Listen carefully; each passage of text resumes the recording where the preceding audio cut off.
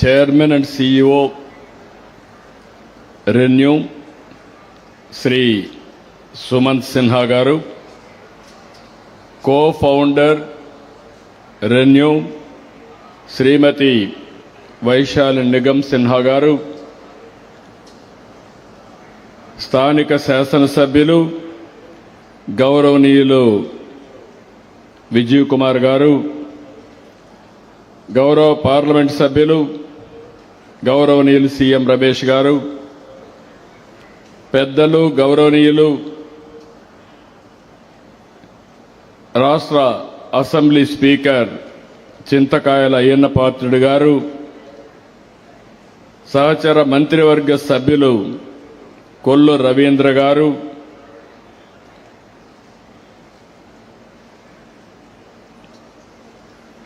గౌరవనీయులు పంచకర్ల రమేష్ బాబు గారు, గౌరవ శాసనసభ్యులు సూర్యనారాయణ నాగ సన్యాసిరాజు గారు, బండారు సత్యనారాయణమూర్తి గారు, గౌరవనీయులు కొడతాల రామకృష్ణ గారు, గౌరవ శాసన మండలి సభ్యులు వేపాడు చిరంజీవి గారు, సెక్రటరీ యువరాజు గారు, జిల్లా కలెక్టర్ విజయకృష్ణన్ గారు, వేదికపై నుండే పెద్దలు, ఈరోజు ఒక మంచి కార్యక్రమానికి వచ్చిన అందరికీ మనస్ఫూర్తిగా నమస్కారాలు, అభినందనలు, శుభాభినందనలు. అనకాపల్లి జిల్లాను మళ్లీ అదృష్టం వరించింది. భారీ పెట్టుబడులతో అనకా జిల్లా అదరగొడతా ఉంది. భవిష్యత్తులో అనకాపల్లి జిల్లా భారతదేశంలోనే నెంబర్ 1 జిల్లాగా తయారవుతుంది. మొన్నని 1,36,000 కోట్ల పెట్టుబడి పెట్టి Arcelor Mittal Nissan India steel ప్లాంట్కి శంకుస్థాపన చేసుకున్నాం. నెల రోజులే ఈరోజు మళ్లీ రాంబిల్లిలో భూమి పూజ చేశాం. రెన్యూ ఎనర్జీ గ్లోబల్ రాంబిల్లో 5,400 కోట్ల రూపాయలు పెడుతుంది. 6.5 ఇన్గాట్ వేఫర్ ప్లాంట్ ఏర్పాటు చేస్తుంది. అదే మరి 125 మెగావాట్లు hybrid captive renewable power project కోసం 1,200 కోట్లు పెడతారు. 2,100 మందికి డైరెక్ట్ గా ఎంప్లాయ్మెంట్ వస్తుంది. నేను ఒక్కటి అనకాపల్లి జిల్లాలో ఉండే మీ అందరికి హామీ ఇస్తున్నా. ఒకప్పుడు హైదరాబాద్ పక్కన రంగారెడ్డి జిల్లా ఉండేది చుట్టూరు. ఆ రోజు రంగారెడ్డి జిల్లా సమైక్య ఆంధ్రప్రదేశ్లోనే అత్యంత వెనుకబడిన జిల్లా. ఈరోజు హైదరాబాద్ రంగారెడ్డి జిల్లా దేశంలోనే అత్యంత ధనిక జిల్లా. ఎన్నేళ్లంటే 25 ఏళ్లు. ఇప్పుడు విశాఖపట్నం ఉంది. విశాఖపట్నం మొత్తం కూడా పూర్తిగా ఇండస్ట్రీస్ వచ్చాయి. ఏదైనా పెట్టుబడులు వస్తే అవన్నీ అనకాపల్లి జిల్లాకే వస్తాయి. ఇది మరో రంగారెడ్డి జిల్లాగా తయారు చేసే బాధ్యత నాదని మీ అందరికీ హామీ ఇస్తున్నాం. ఈరోజు ఇక్కడ చూశారు రెన్యూ సంస్థ chairman. Really I'm appreciating Sinhaji. His industrial journey is very, very inspiring. I know his father. Yashwant Sinhaji was a Union Finance Minister during Vajpayee period. I was the Chief Minister. I had a very good equation with him. But now if you see here, within short time, 15 years, he has done a miracle. growing sector you have identified. And also this is the future. Money is not the criteria, is not the constraint. You are having leadership, money will come, investment will come, profits will come, employment will be generated. That is the model you have produced. I am proud of you. Country is proud of you by doing all these things. ఈ ఏ ప్రాంతానికి వెళ్ళండి ప్రపంచంలో అభివృద్ధి అంటే తలసరి ఆదాయం, ఉపాధి ఉండాలి.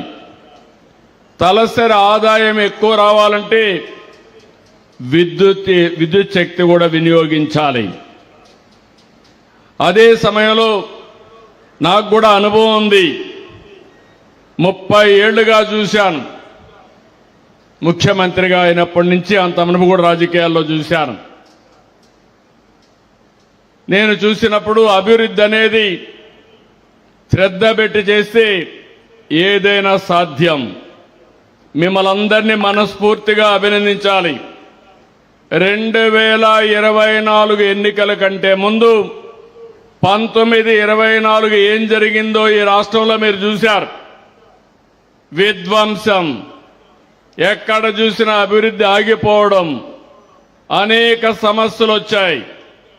ఆ రోజు నేను, మా మిత్రుడు పవన్ కళ్యాణ్ గారు ఇద్దరం కలిసి ఆలోచించాం.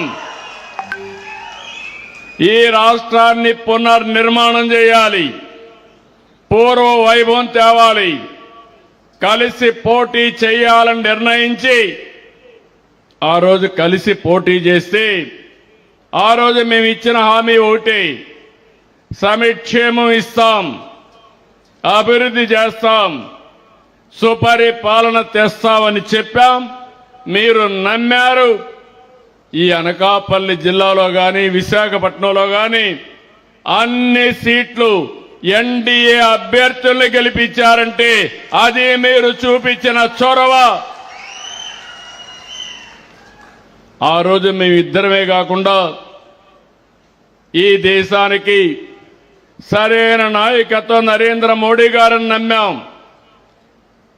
ముగ్గురం కలిసి ఎన్డీఏ ఫామ్ చేశాం.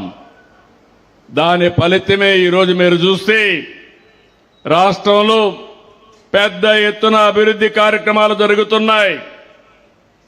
సిఐ పార్ట్నర్షిప్లో ఎనర్జీ, రెన్యూ ఎనర్జీ రాష్ట్రంలో మీరు ఒకటే గుర్తుపెట్టుకోవాలి.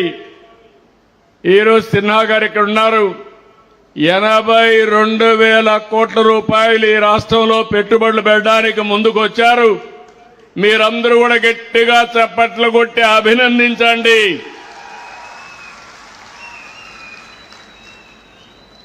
ఎందుకు నేను చెప్తున్నానంటే నీతి నిజాయితీతో వ్యాపారం చేస్తున్నాడు. ఒక పద్ధతి ప్రకారం వ్యాపారం చేశాడు. ఒక ఎంపైర్ని క్రియేట్ చేయగలుగుతున్నాడు. ఆయన మన ఒక్క రాష్ట్రంలోనే 82,000 కోట్ల రూపాయలు ఈ యొక్క గ్రీన్ ఎనర్జీలో ఖర్చు పెట్టే పరిస్థితికి వచ్చాడు. ఇప్పటికీ 777 మెగావాట్లు విండు, సోలార్ అనంతపూర్ జిల్లాలో పెట్టే పరిస్థితికి వచ్చారు. మళ్ళీ అనంతపూర్, కర్నూలు రెంటుల్లో కూడా 10,370 కోట్ల రూపాయలు తొందరలోనే పనులు ప్రారంభిస్తారు. అంటే రెండు ప్రాంతాల్లో ఇక్కడ మ్యానుఫ్యాక్చరింగ్ చేస్తున్నారు, అక్కడ మాత్రం సోలార్ విండ్తో పవర్ జనరేట్ చేస్తున్నారు. రాంబల్లిలో పెట్టిన రెన్యూ సంస్థ చేస్తున్న సోలార్ ఇంగాట్ వేఫర్ ఉత్పత్తితో విదేశాలపైన మనం ఆధారపడే పరిస్థితి పోతుంది. ఇదే ప్రధానమంత్రి మోడీజీ గారి యొక్క ఆత్మ నిర్భర్ భారత్ అని చెప్పి కూడా నేను మీకు తెలియజేస్తున్నా. నేను ఒకటే ఆలోచించాను. ఈరోజు మీకు అందరికీ తెలిసి దేశంలో పవర్ సెక్టర్ రిఫార్మ్స్ ని ప్రారంభించింది తెలుగుదేశం పార్టీ. 2000లోనే దీన్ని ప్రారంభించాం. ఈరోజు మీరు చూస్తే నేను చాలాసార్లు మీకు ఒక మాట చెప్పాను. రాబోయే రోజుల్లో కరెంటు ఛార్జీలు పెంచనని ఎన్నికల సమయంలో చెప్పాను. చెప్పిన మాట నిలబెట్టుకుంటున్నానా లేదా మీరు ఒకసారి ఆలోచన చేయాల్సిన అవసరం ఉంది. గత 5 సంవత్సరాలు 1924 విద్యుత్ రంగం కుప్పగూలిపోయింది. పీపీఏలు రద్దు చేశారు. నిర్వహణ లోపం, తప్పుడు నిర్ణయాలు, అధిక ధరకు కరెంటు కొనడం, ఇంకో పక్క ఎక్కడ చూసినా అవినీతి. ఇలాంటి అనాలోచిత నిర్ణయాల వల్ల కరెంటు వాడుకోకుండా ఉచితంగా సోలార్ వల్ల కరెంటు వస్తే దాన్ని వాడుకోకుండా క్యాపిటల్ కాస్ట్ మీద 9,000 కోట్ల రూపాయలు చెల్లించే పరిస్థితికి వచ్చారు. ప్రజా ధనాన్ని దుర్వినియోగం చేశారు. అంతేకాకుండా ఈరోజు 1924లో విద్యుత్ సంస్థలపైన 1,12,000 కోట్ల రూపాయలు భారం మోపారు. 9 సార్లు కరెంటు ఛార్జీలు పెంచారు. మీ మీద 32,000 కోట్ల రూపాయలు భారం వేసే పరిస్థితికి వచ్చారు. నేను 2024లో వస్తానే ఆలోచించాను. మనం చేయాల్సింది తక్కువ ఖర్చుతో కరెంటు ఉత్పత్తి చేయాలి. ఏమేం మార్గాలు ఉన్నాయని ఆలోచించాను. దీనికి గ్రీన్ ఎనర్జీ ఒక మార్గం. అందుకే కేంద్రం 500 గిగావాట్లు కరెంటు ఉత్పత్తి చేయాలని గ్రీన్ ఎనర్జీలో లక్ష్యంగా పెట్టుకుంటే మనం 160 గిగావాట్లు రెన్యూవబుల్ ఎనర్జీకి ముందుకు పోతున్నాం. దీనివల్ల 10 లక్షల కోట్ల పెట్టుబడులు వస్తాయి. 7,50,000 మందికి ఉద్యోగాలు వస్తాయి. 22 నెలలు 117 ప్రాజెక్టులు క్లియర్ చేశాం. 5,95,000 కోట్ల రూపాయలు పెట్టుబడులు వచ్చాయి. 4,76,000 మందికి ఉద్యోగాలు వస్తాయి. ఇప్పటికీ 160 గిగావాట్లు 90 గిగావాట్లు శాంక్షన్ కూడా ఇచ్చాం. ఎంఓయూలు కూడా చేశాం. మొన్నే విశాఖపట్నంలో మోడీ గారు శంకుస్థాపన చేశారు. ఎన్టీపీసీ గ్రీన్ ఎనర్జీ 1,85,000 కోట్లు ఖర్చు పెట్టబోతున్నారు. రాబోయే సంవత్సరం పనులు కూడా ప్రారంభిస్తారు. నేను ఒకటే ఆలోచిస్తున్నాను. ఈరోజు ఎక్కడికక్కడ వాహనాలన్నీ కూడా ఎలక్ట్రికల్ వాహనాలు రావాలని, దీనివల్ల పొల్యూషన్ కంట్రోల్ అవుతుంది. తొందరలోనే ఏపీఎస్ఆర్టీసీ 1050 బస్సులు ఈవీ వెహికల్ తీసుకొస్తున్నాం. 1000 పైన ఛార్జింగ్ స్టేషన్లు పెట్టాం. ఇంకో తొందరలో 444 వస్తాయి. రాబోయే 3 సంవత్సరాల్లో 5,000 ఛార్జింగ్ స్టేషన్లు వచ్చి మొత్తం రాబోయే రోజుల్లో అన్ని ఆర్టీసీ బస్సులన్నీ కూడా ఎలక్ట్రికల్ బస్సులే వస్తాయి. మీరందరూ సహకరిస్తే ఆర్టీసీ బస్సులన్నీ కూడా ఏసీ బస్సులు పెట్టి పేదవాళ్లు కూడా తిరగడానికి ప్రయాణ సౌకర్యం కల్పిస్తాం. అంటే డబ్బులుండేవాళ్ళు ఏసీలో తిరగడం కాదు, మా పేదవాడు కూడా దర్జాగా బయటకు వస్తే గౌరవంగా ఉండే పరిస్థితి తీసుకురావాలనేది నా కోరిక. కాకినాడలో అతి పెద్ద గ్రీన్ అమోనియా ఉత్పత్తి కోసం ఏఎం గ్రీన్ కో ముందుకు వస్తా ఉంది. ఇప్పటికే అగ్రిమెంట్లు కూడా చేసుకున్నారు. నా ఆలోచన ఒకటే, మీ అందరికి కూడా విజ్ఞప్తి చేస్తున్నా. రాష్ట్రంలో ప్రతి ఒక్క ఇంటిని ఒక విద్యుత్ ఉత్పత్తి కేంద్రంగా తయారు చేయాలి. మీరే కరెంటు ఉత్పత్తి చేసుకోవాలి. మీకు అవసరమైన కరెంటు మీరే వాడుకోవాలి. ఒకవేళ మీకు కరెంటు గాని అదనంగా ఉంటే గ్రిడ్కి ఇవ్వండి. మీకు అవసరమైతే మళ్ళా గ్రిడ్ని తీసుకోండి. వ్యవసాయం చేసే రైతులు మీరే కరెంటు ఉత్పత్తి చేసుకోవాలి. పంప్ సెట్ దగ్గర మీరు వాడుకోవాలి. మీకు అవసరమైతే మీ ఇంటికి వాడుకోండి.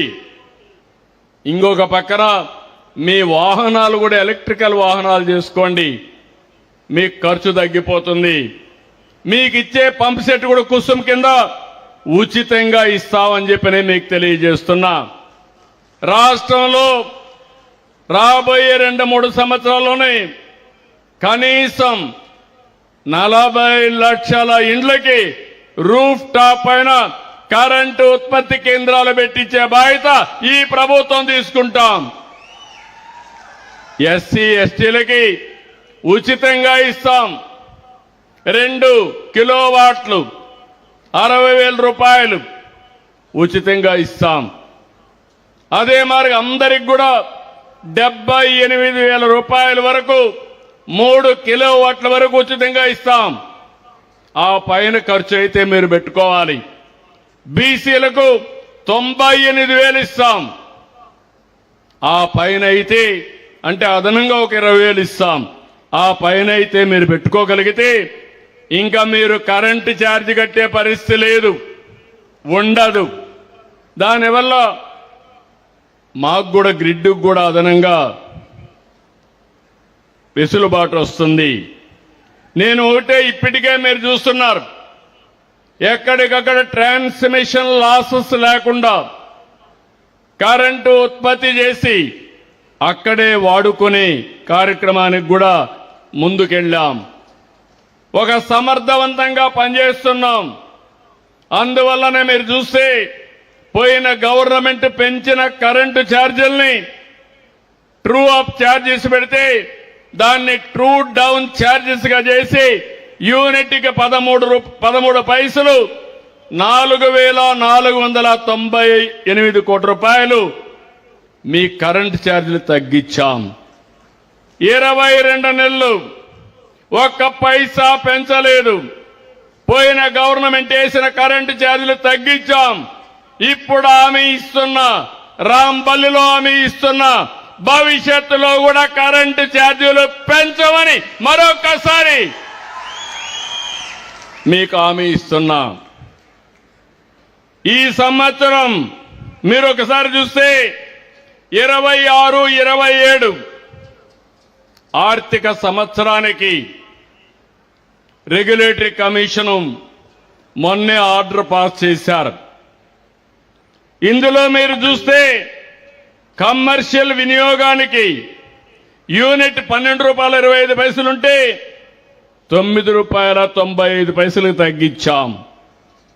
23 లక్షల మంది రైతులకి 9 గంటలు ఎలాంటి ఆటంకం లేకుండా ఉచిత విద్యుత్ ఇస్తున్నామని చెప్పి కూడా నేను మీకు తెలియజేస్తున్నా. 1,13,00,000 మంది గృహ వినియోగదారులకు ఎవ్వరికి కూడా ఒక్క పైసా పెంచం. 22 లక్షల మంది ఎస్సీ ఎస్టీ ఆర్థికంగా బలహీన వర్గాలకి ఉచిత విద్యుత్ ఇస్తున్నాం. 18,000 కాటేజ్ పరిశ్రమలకి లోడ్ లిమిట్ చూస్తే 10 HP నుంచి 20 వరకు పెంచాం. ఇప్పుడే నేను చెప్పాను, ట్రూ డౌన్ ఛార్జెస్ 4,500 కోట్ల రూపాయలు తగ్గించాం.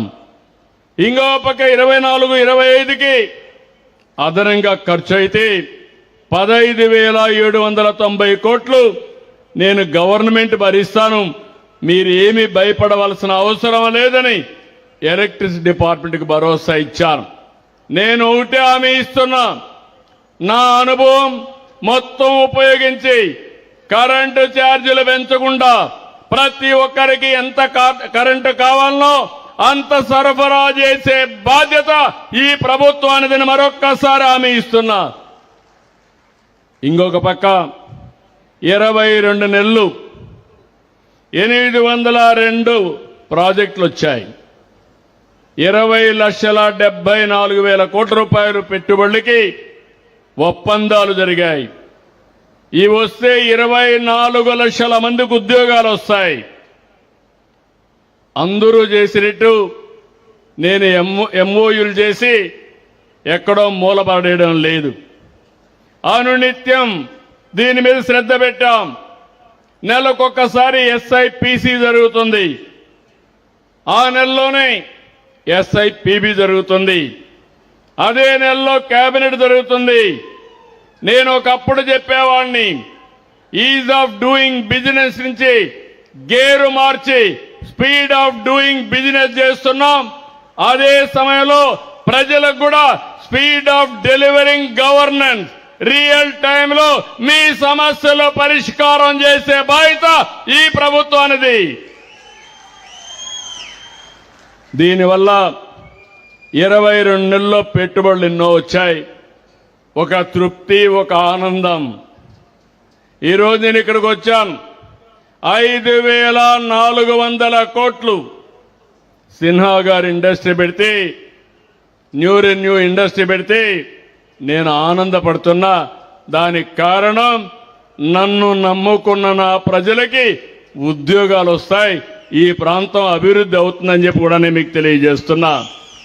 25, 26 దేశంలో పెట్టుబడులు చూస్తే 25.3% మన రాష్ట్రానికే వచ్చాయి. ఒక్కసారి గుర్తు చేసుకోండి. 19, 24 ఇండస్ట్రీస్ ఈ రాష్ట్రంలో పెట్టిన వాళ్ళు పారిపోయారు, రావాలంటే భయపడిపోయారు.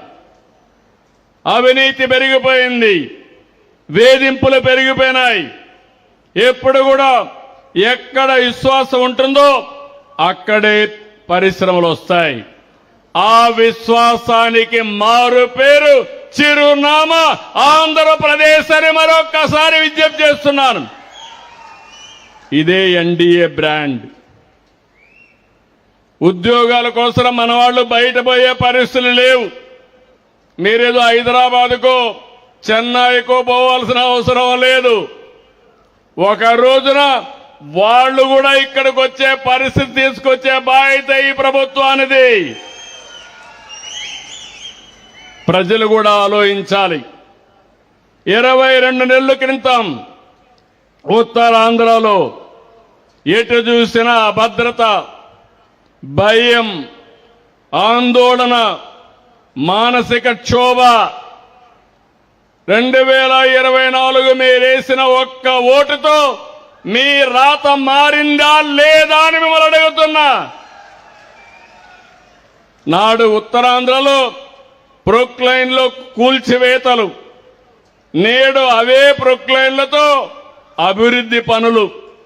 నాడు ఉత్తరాంధ్రలో తప్పుడు రిజిస్ట్రేషన్లు, భూ కబ్జాలు.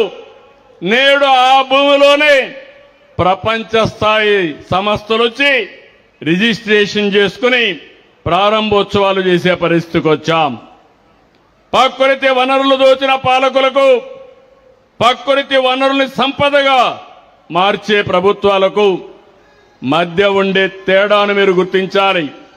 ఏది విధ్వంసమో ఏది వికాసమో మీరు తెలుసుకోవాలి. ప్రజాప్రభుత్వంలో ఉత్తరాంధ్రలో ప్రతిరోజు పెట్టుబడుల పండుగ జరుగుతా ఉంది. ఆర్సెలర్ మిత్తల్ స్టీల్ సిటీ వచ్చింది. ఈరోజు న్యూ రెన్యూ వచ్చింది. రేపే ఈ నెల 28న విశాఖపట్నంలో $15 బిలియన్ పెట్టుబడితో అతి పెద్ద సంస్థ విశాఖపట్నానికి వస్తా ఉంది. డేటా సెంటర్ వస్తుంది. భోగాపురం ఎయిర్పోర్టు జూలైలో ప్రధానమంత్రి గారు అడిగాం. జూలై మొదటి వారంలో ఇనాగరేట్ చేస్తున్నాం.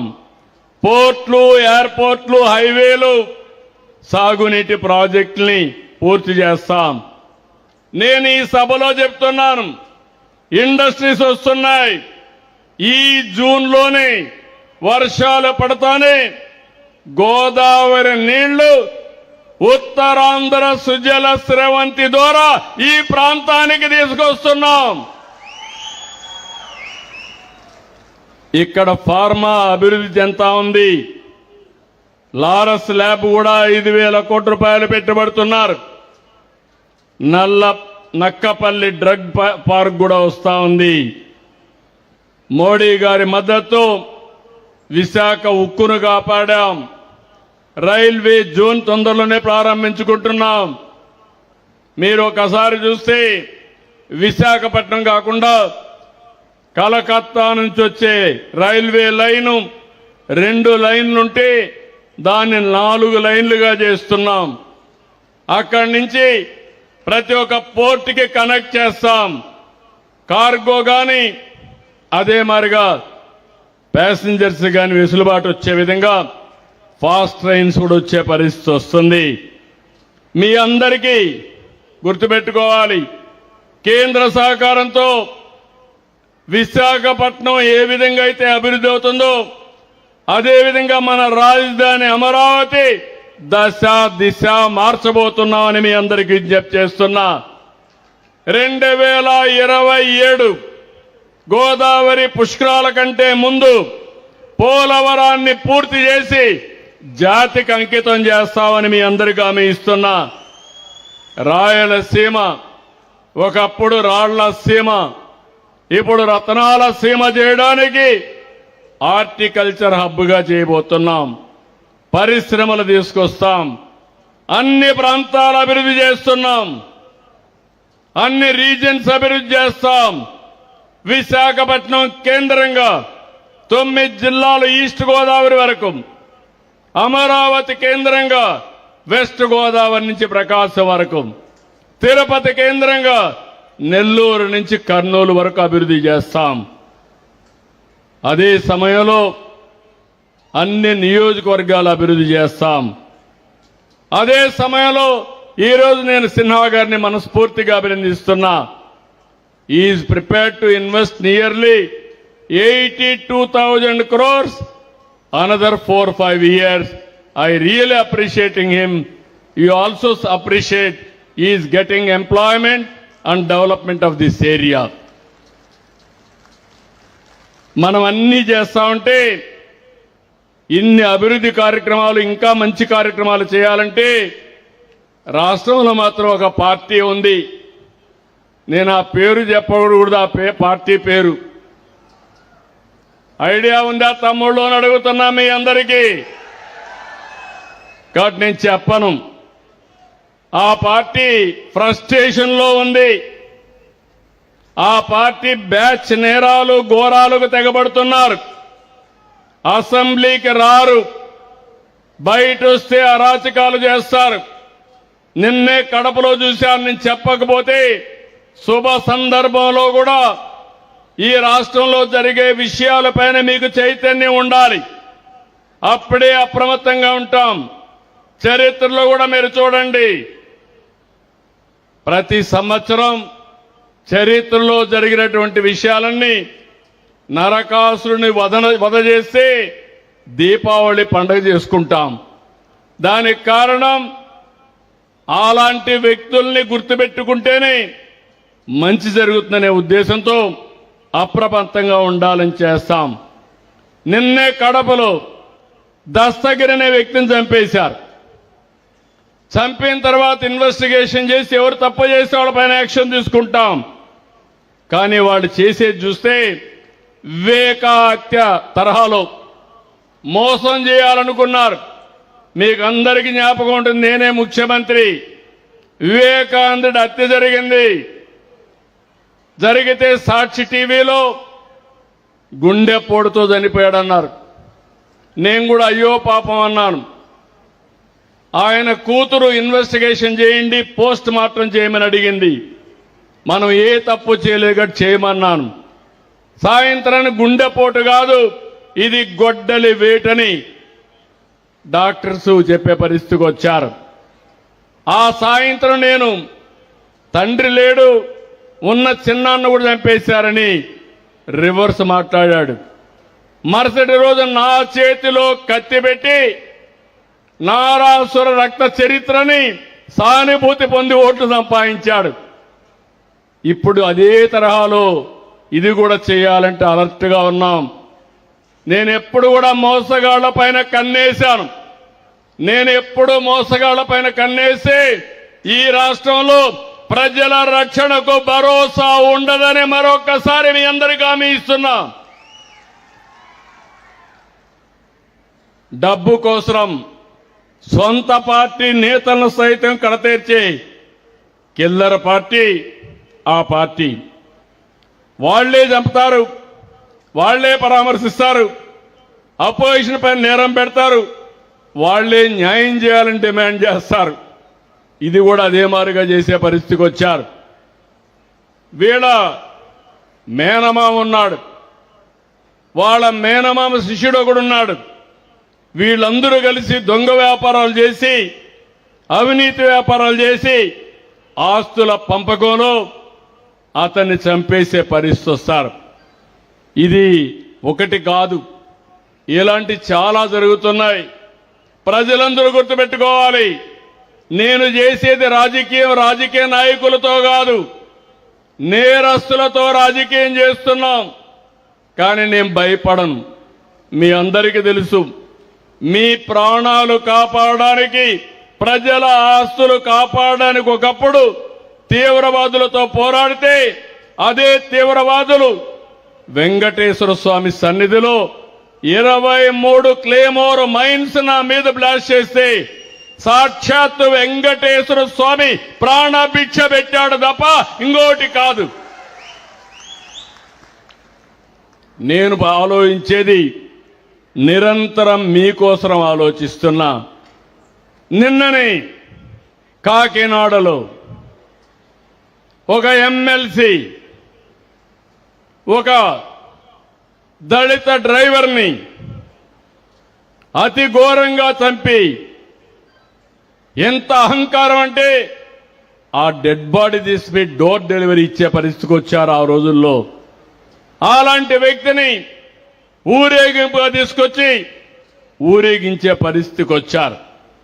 నిన్న మళ్ళీ అందరినీ బెదిరించడం, సాక్షులకు డబ్బులు ఇవ్వడం, ఇలాంటి తప్పుడు పనులు చేసే పరిస్థితికి వచ్చారు.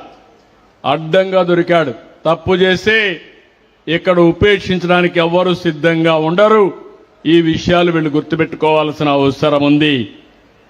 నేను అందుకే మీ అందరికీ ఒకటే చెప్తున్నాను, ఈ యొక్క రాజకీయ పార్టీ యొక్క ఐడియాలజీని మీరు అర్థం చేసుకోవాలి. వీళ్లకు దూరంగా మీరు ఉండాలి, సమాజానికి దూరంగా వాళ్ళని పెట్టాల్సిన అవసరం ఉంది. మేం మళ్ళీ వస్తే ఏ రాజకీయ పార్టీని చేసేది మంచి చేస్తా ఉంటాం. కానీ వీళ్ళు వచ్చేది మాత్రం మేము వస్తే నరికేస్తాం, చంపేస్తాం, లేకుంటే క్యాన్సిల్ చేసేస్తాం, పెట్టుబడిదారు తరిమేస్తాం. ఇంకా మీరు చూసే దీన్ని డెమాన్స్ట్రేట్ చేయడానికి పోస్టర్లకి జంతు బలిచ్చే పరిస్థితికి వచ్చారు. నేను ఒకటే హామీ ఇస్తున్నా, మీ పాత రోజులు పోయినాయి. బెదిరింపులకు ఎవరూ భయపడరు. ప్రజలు పూర్తిగా చేంజ్ అయ్యారు, చైతన్యంతో ఉన్నారు. అందుకే ఈరోజు ఆ నమ్మకంతోనే రాష్ట్రంలో పెద్ద ఎత్తున పెట్టుబడులు వస్తున్నాయి. ఈ రాష్ట్రం అద్భుతమైన వనరులకి, నిపుణులకి, బ్రహ్మాండమైన యువతకి, అదే మాదిరిగా మీ స్ఫూర్తికి మనస్ఫూర్తిగా అభినందనలు. నా మీద నమ్మకం పెట్టుకొని మీరందరూ భూములు ఇచ్చారు. మళ్లీ మళ్లీ ఆమె ఇస్తున్నా, భూమి ఇచ్చిన మీకెవ్వరికీ నష్టం జరగకుండా మిమ్మల్ని పైకి తీసుకొచ్చే బాధ్యత, అన్ని విధాలు ఆదుకునే బాధ్యత ఈ ప్రభుత్వానిది. నేను అందుకే ఒక మాట చెప్పాను, ఒక నమ్మకం, ఒక అమరావతికి ల్యాండ్ కావాలంటే 29,000 మంది రైతుల ముందుకు వచ్చి 33,000 ఎకరాలు భూమి ఇచ్చారు. ఆ రైతులకు అన్యాయం జరగల, వాళ్ళ జీవితాల్లో మార్పు వస్తుంది. సమైక్య ఆంధ్రప్రదేశ్లో ఆ రోజుట్లోనే నేను ఒక ఎయిర్పోర్ట్ కట్టాలంటే 5,000 ఎకరాలు భూమి శంషాబాద్లో ఇచ్చారు. నేను ఆ రోజు కూడా చెప్పాను, మీరిక్కడ భూమి ఇచ్చారు, పక్కనే భూమి కొనుక్కోండి, వ్యాపారాలు పెట్టుకోండి, మీ జీవితాల్లో వెలుగులు వస్తాయని చెప్పా. నన్ను నమ్మారు, భూమి ఇచ్చారు, చెప్పింది చేశారు. ఇప్పుడు మీకు కూడా ఒకటి హామీ ఇస్తున్నా, ఇక్కడుండే రైతాంగానికి ఆదాయం వచ్చేట్టుగా, మీ పిల్లలకు ఉద్యోగాలు వచ్చేట్టుగా స్కిల్ డెవలప్మెంట్ చేయడమే కాకుండా మిమ్మల్ని చిన్న చిన్న పరిశ్రమలు పెట్టుకునేట్టుగా, వ్యాపారాలు పెట్టుకునేట్టుగా మిమ్మల్ని తయారు చేసే బాధ్యత ఈ ప్రభుత్వానిదని మరొక్కసారి మీ అందరికీ హామీ ఇస్తున్నాను. మీరు వేరే ప్రాంతానికి పోవాల్సిన అవసరం లేదు, ఇక్కడే ఉందాం. ఇప్పుడు పెట్టిన ఇండస్ట్రీ కూడా పొల్యూషన్ లేదు. నేను ఒకటే ఆలోచిస్తున్నాను, రాష్ట్రం మొత్తం నెట్ జీరో, కాలుష్యం లేనటువంటి వాతావరణం, సర్క్యులర్ ఎకానమీ అంటే చెత్త నుంచి సంపద సృష్టించడం, కాలుష్యం లేకుండా ట్రీట్మెంట్ ఇచ్చి అది కూడా మనం ఉపయోగించుకునేట్టుగా.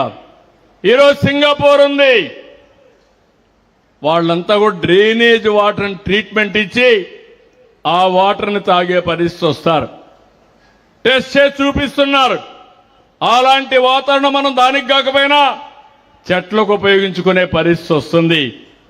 అందుకే అందరికీ చెప్తున్నా, ఈ ప్రాంతం మీద ప్రత్యేకమైన శ్రద్ధ పెడతా. మీరు నా మీద, పవన్ కళ్యాణ్ పైన, ఎన్డీఏ ప్రభుత్వం పైన పూర్తి విశ్వాసం పెట్టారు. మిమ్మల్ని అన్ని విధాలా ఆదుకునే బాధ్యత ఈ ప్రభుత్వానిదని మరొక్కసారి మీ అందరికీ హామీ ఇస్తున్నా. At the same time I'm appealing renew family, renew family, you are partners in Andhra Pradesh progress. From today on, yesterday onwards, even earlier you have invested, you have seen the atmosphere in Andhra Pradesh. It is positive climate.